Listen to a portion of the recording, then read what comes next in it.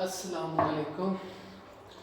आज का हमारा टॉपिक है characteristics of simple harmonic motion. Simple harmonic motion की खुसूसियात। ठीक है कि अगर कोई भी ऑब्जेक्ट मोशन में अगर उनमें ये वाली प्रॉपर्टीज होंगी तो हम बोलेंगे कि वो सिंपल हार्मोनिक मोशन कर रहा है, और अगर उनमें ये वाली प्रॉपर्टीज नहीं होंगी तो हम बोलेंगे वो सिंपल हार्मोनिक मोशन नहीं कर रहा।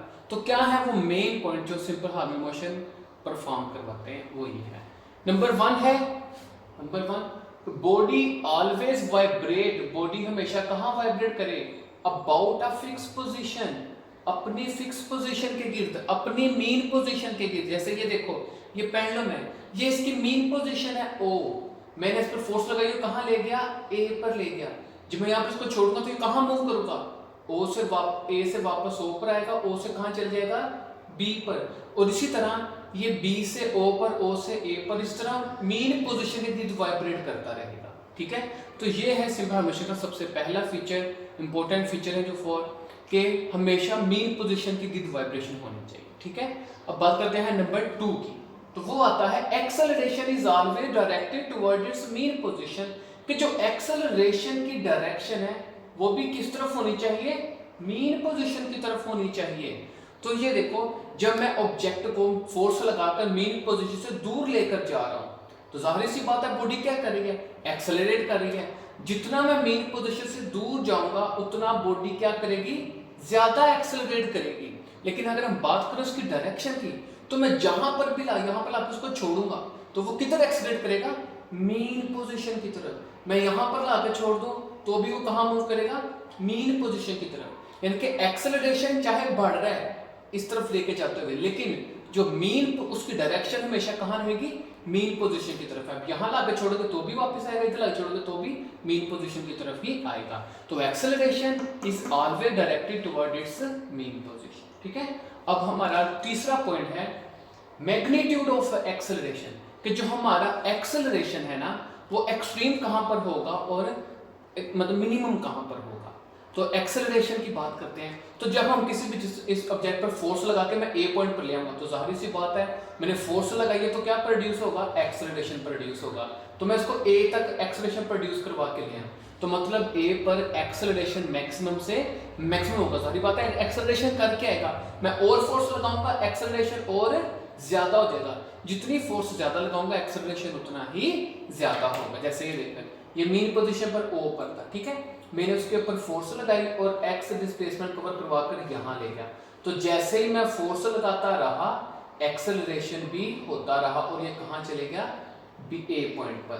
तो जाहिर सी बात है ए पॉइंट पर एक्सेलरेशन क्या होगा? मैक्सिमम होगा। क्या होगा? मैक्सिमम। और जब मैं छोड़ूंगा तो ये वापस आएगा। तो एक्सेलरेशन की सिमत कहां पर होती है? मीन पोजीशन की तरफ होती है। ठीक है, तो जैसा कि मैंने आपको बताया था F equal to M A, कि जिस तरह फोर्स बढ़ेगी उस तरह एक्सेलरेशन भी बढ़ेगा। जिस तरह फोर्स कम होगी उस तरह एक्सेलरेशन भी कम होगा। तो जैसे ही ऑब्जेक्ट, अब देखो यहाँ पर तो फोर्स आ गई ना, कहते हैं ना रीस्टोरिंग फोर्स फुल मैक्सिमम होती है, तो एक्सेलरेशन भी क्या होता है? मैक्सिमम होता है। तो जैसे यहाँ से वापस जाएगा, जैसे जैसे वो फोर्स कम होती जाएगी रीस्टोरिंग, वैसे वैसे एक्सेलरेशन भी कम होता जाएगा और मेन पोजीशन पर आकर एक्सेलरेशन क्या हो जाएगा? जीरो, क्योंकि रीस्टोरिंग फोर्स भी हमारी क्या हो जाएगी? जीरो। ठीक है, तो एक्सेलरेशन जो है वो मीन पोजीशन के ऊपर क्या होगा? जीरो, और एक्सट्रीम पोजीशन के ऊपर क्या होगा? मैक्सिमम, जैसा कि हम पहले भी एक्सप्लेन कर चुके हैं टॉपिक्स के अंदर। ठीक है, अब हमारा टॉपिक नंबर है 4 कि वेलोसिटी की बात करते हैं। तो वेलोसिटी मैंने आपको बताया था जब हम एक्सट्रीम पोजीशन के ऊपर जाते हैं तो एक वक्त वहां पर जाकर ऑब्जेक्ट कुछ लम्हे के लिए रुकता है, मतलब कुछ एक सेकंड के कुछ हिस्से के लिए रुकता है और उसके बाद वापस नीचे आना शुरू हो जाता है। तो जब बॉल यहाँ से यहाँ मूव करेगा तो यहाँ पर एक लम्हे के लिए रुकेगा, तो एक्सट्रीम पोजीशन पर उसकी वेलोसिटी क्या हो जाएगी? जीरो। लेकिन जैसे जब वापस आता जाएगा तो वेलोसिटी आस्ते आस्ते बढ़ती जाएगी और मेन पोजीशन पर क्या हो जाएगी? मैक्सिमम। इसी तरह वेलोसिटी मीन पोजीशन के ऊपर जीरो, मीन पोजीशन के ऊपर मैक्सिमम होती है और एक्सट्रीम पोजीशन के ऊपर जीरो होती है। तो ये वो पॉइंट्स हैं जो हम ऑलरेडी लॉन्ग क्वेश्चंस के अंदर पढ़ चुके हैं। मैंने एक दफा इनको सेपरेट करवा दिया ताकि आपको अच्छी तरह पता चल जाए कि हमने सिंपल हार्मोनिक मोशन में किन किन चीज़ों का ख्याल रखना है। ठीक है, तो अब आ जाओ कुछ डेफिनेशन है हमारे पास उनकी तरफ। तो सबसे पहली डेफिनेशन आती है वाइब्रेशन की। वाइब्रेशन क्या होती है? One complete round trip of a body about it's mean. One complete round trip, मुकम्मल एक चक्कर वाइब्रेटिंग बॉडी का अबाउट इट्स मीन पोजीशन, अपने ही गिर्द। फॉर एग्जांपल ये डायग्राम नजर आ रही है आपको, मतलब यहाँ से ए पर गया, फिर यहाँ से वापस ओ पर आके बी पर गया, फिर बी से वापस आ गया ओ पर। तो ये हो गया एक मुकम्मल चक्कर, ठीक है। इस मुकम्मल एक राउंड ट्रिप को हम क्या कहते हैं, वाइब्रेशन कहते हैं, ठीक है। अब आगे आता है टाइम पीरियड क्या होता है, ठीक है। तो the time required to complete one vibration, एक वाइब्रेशन को कंप्लीट करने के लिए जितना टाइम लगता है उसे हम क्या कहते हैं, टाइम पीरियड। मतलब कि इस चक्कर को कंप्लीट करने के लिए जितना हमें टाइम लगेगा उस टाइम को हम क्या बोलेंगे, टाइम पीरियड, ठीक है। टाइम पीरियड को हम किससे ज़ाहिर करते हैं, कैपिटल टी से, क्योंकि ये मुकम्मल खास राउंड ट्रिप का टाइम होता है, ठीक है। तो ये रहा वाइब्रेशन, मुकम्मल एक राउंड ट्रिप वाइब्रेशन कहलाती है, और मुकम्मल एक राउंड ट्रिप करने के लिए जितना टाइम लगा उसको 1 सेकंड 0.5 सेकंड जितना भी टाइम लगा एक राउंड ट्रिप के लिए उसे हम क्या कहते हैं, टाइम पीरियड, ठीक है। तो आगे हमारे पास डेफिनेशन आती है फ्रीक्वेंसी की। फ्रीक्वेंसी क्या होती है, फ्रीक्वेंसी का जो सिंबल होता है उसको हम जाहिर करते हैं स्मॉल एफ, ठीक है। अब फ्रीक्वेंसी क्या होती है, द नंबर ऑफ वाइब्रेशंस, कितने cycle, the number of vibration और साइकिल कह लो या चक्कर कह लो, वाइब्रेशन भी मुकम्मल एक राउंड ट्रिप ही होता है। कंप्लीट इन 1 सेकंड, कि बॉडी एक सेकंड में कितने अपने मीन पोजीशन के गिर्द चक्कर लगा लेती है, 1 2 3 4 5, मतलब 5 लगाए, तो हम बोलेंगे कि इसकी फ्रीक्वेंसी क्या होगी, 5, ठीक है। फ्रीक्वेंसी क्या होती है, एक सेकंड में चक्रों की तादाद, एक सेकंड में जितने वो वाइब्रेट करेगा मीन पोजीशन के, जितने चक्कर लगाएगा वो उसकी क्या कहलाएगी, फ्रीक्वेंसी कहलाएगी।